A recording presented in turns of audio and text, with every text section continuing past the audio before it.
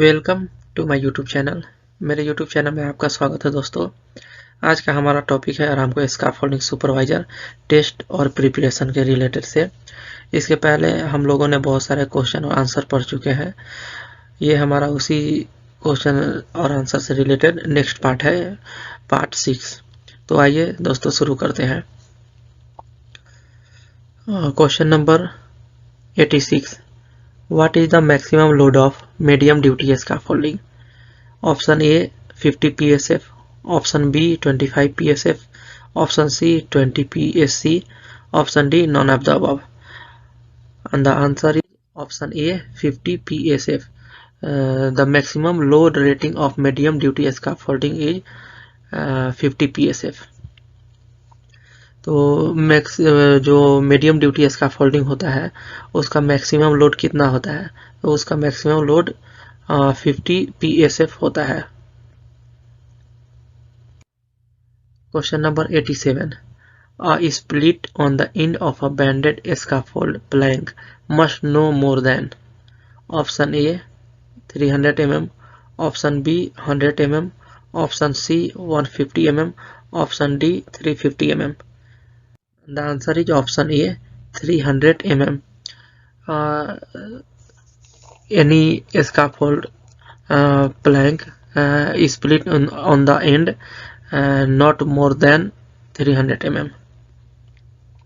तो इसका जो है कोई भी स्कैफोल्ड का प्लैंक होता है वो अगर स्प्लिट हो या कॉर्नर पे बैंड हो वो 300 mm से ज़्यादा नहीं होना चाहिए। Question number 88। What is the maximum load of a light duty scaffolding? Option A 25 psf, option B 50 psf, option C 20 psf, option D 35 psf. The answer is option A 25 psf. Maximum load of a light duty scaffolding is 25 psf. तो light duty scaffolding का वो maximum load कितना होता है? तो इसका answer है 25 psf maximum load होता है वो लाइट ड्यूटी स्कैफोल्ड का। Question number 89। What must be stamped on edge of laminated veneer lumber scaffold plank? Option A OSA, option B plank, option C GI, option D all of the above. The answer is OSA. Any scaffold plank on the top or on the edge should be stamped OSA level. That's called laminated veneer lumber scaffold plank should be stamped by OSA. तो जो scaffold Planck का जो as होता है उस पे जो laminated vernier lumbar Planck होता है स्कैफोल्डिंग का यही यूज किया जाता है, दूसरा प्लैंक नहीं होता है। तो उसमें ओसा का स्टैम्प्ड होता है, ओसा marking. Question number 90। What must be done to a scaffold coupler that has been marked with orange paint? Option A clean and use, option B remove from the job site and destroy, option C keep at job site, option D reuse for later fitting. The answer is option B remove from the job site and destroy. Any scaffold coupler that has been marked with orange paint should be removed from the job site and destroy. कोई भी जो scaffolding का coupler होता है अगर वो orange paint हो या ऑरेंज पेंट से मार्क्ड हो तो उसको यूज नहीं किया जाता है, उसको रिमूव कर दिया जाता है जॉब साइट से और उसको डिस्ट्रॉय किया जाता है। Question number 91। A twist from end to end in a scaffold plank must be no more than 30, option A 13 mm, option B 14 mm, option C 10 mm, option D 1 mm. And the answer is option A 13 mm. scaffold plank must be no more than twisted from end to end. That is answer A, option A 30 mm. कोई भी scaffold Planck जो है उसका जो and होता है वो twisted 13 mm से ज़्यादा नहीं हो, उसको यूज नहीं कर सकते हैं अगर उससे ज़्यादा होगा तो। Question number 92. What marking are found in embossed scaffolding tubing? Option A EN39, option B BS1139, option C ANSI standard, option D all of the above. And the answer is option B BS1139. This is the marking. This is the standard of British standard that is found on embossed scaffolding tubing. तो scaffolding का जो tubing है, emboss tubing scaffolding का, उस पर क्या marking होना चाहिए? वो होना BS1139 मार्किंग होना चाहिए। ये स्टैंडर्ड है, British standard. Question number 93. When is metal bending required at the end of a scaffold plank? Option A if there is a split more than 25 mm, option B if there is a split more than 30 mm, option C if there is a split more than 22 mm, option D if there is a split more than 18 mm. The answer is option A if there is a split more than 25 mm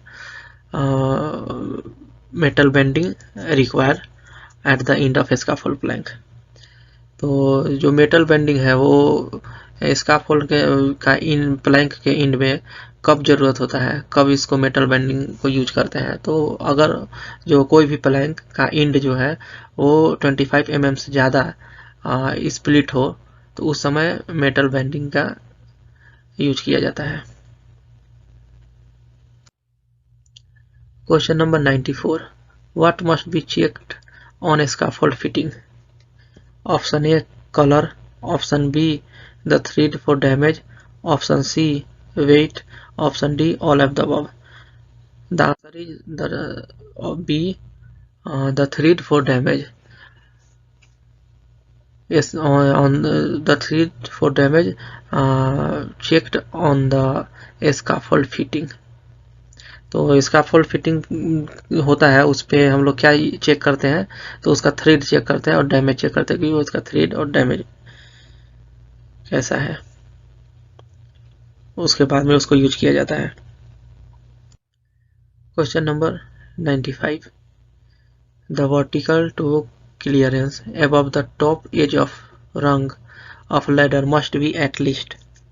Option A 100 mm, option B 25 mm, option C 10 mm, option D 50 mm. The answer is option A 100 mm. The vertical toe clearance above the top edge of rung of ladder must be at least 100 mm. तो जो vertical toe clearance होता है वो रंग के और ladder के top edge पे वो कम से कम कितना होना चाहिए? वो 100 mm होना चाहिए, 100 mm से ज़्यादा नहीं होना चाहिए। Question number 96. What is the preferred distance between ladder rung?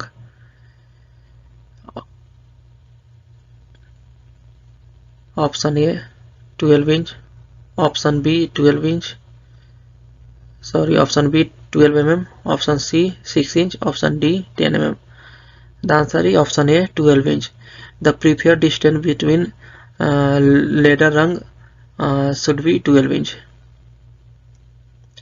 तो लेडर रंग का जो प्रीफर्ड डिस्टेंस होता है लेडर रंग का वो कितना होना चाहिए रंग और लेडर के बीच की? तो वो 12 इंच का होना चाहिए। Question number 97. What type of ladder is not used near electrical power line? Option A steel ladder, option B wood ladder, option C aluminium ladder, option D all of the above.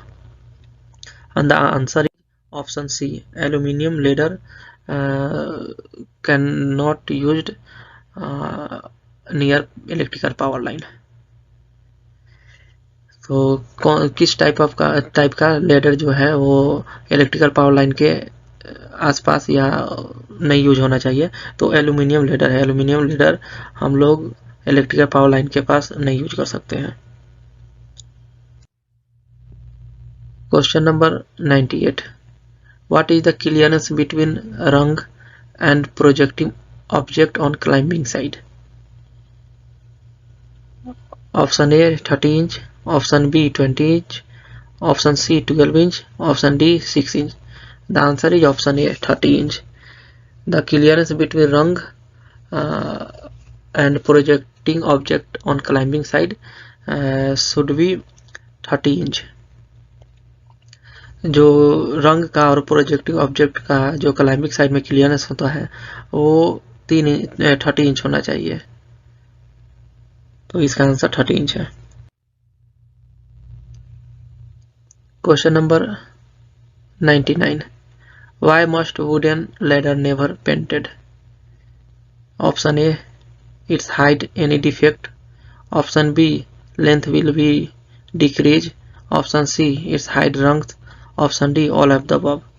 The answer is option A, its hide any defect.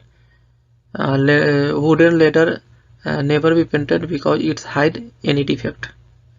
तो wooden जो ladder होता है वो कभी भी paint नहीं किया जाता या पेंट नहीं होना चाहिए, क्योंकि वो कोई भी डिफेक्ट को वो हाइड कर देता है, वो छिप जाता है, उसमें पता नहीं चलता कि उसमें क्या डिफेक्ट है या क्रैक है या क्या है, तो इसलिए वुडन लेडर को पेंट नहीं किया जाता है। Question number 100.